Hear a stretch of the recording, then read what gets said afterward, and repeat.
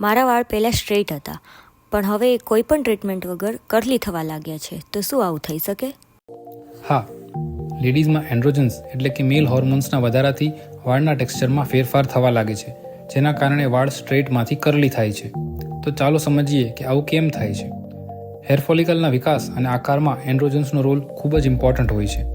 Normally round શેપવાળા follicles હોય ત્યાં straight વાળ આવે, અને ઓવલ અથવા ફ્લેટન ફોલિકલ્સ હોય ત્યાં વેવી, કોઇલ્ડ અથવા કર્લી વાળ આવે.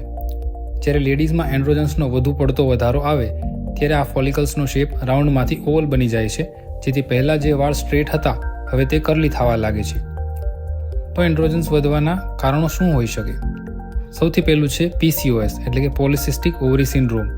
આ લેડીઝમાં જોવા મળતો એક કોમન હોર્મોનલ ડિસઓર્ડર છે, જેમાં એન્ડ્રોજન્સ વધારે પ્રમાણમાં બને છે. બીજું, કેટલીક મેડિકલ કન્ડિશન્સ અથવા તો અમુક દવાઓથી પણ હોર્મોનલ બેલેન્સ બગડે છે.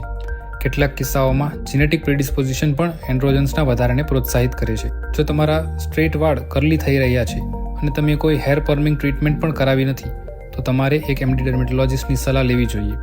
તેઓ આ હોર્મોનલ ઇમ્બેલેન્સના કારણને ઓળખવામાં મદદ કરશે અને યોગ્ય ટ્રીટમેન્ટ ઓપ્શન્સ પણ સજેસ્ટ કરશે. Thank you.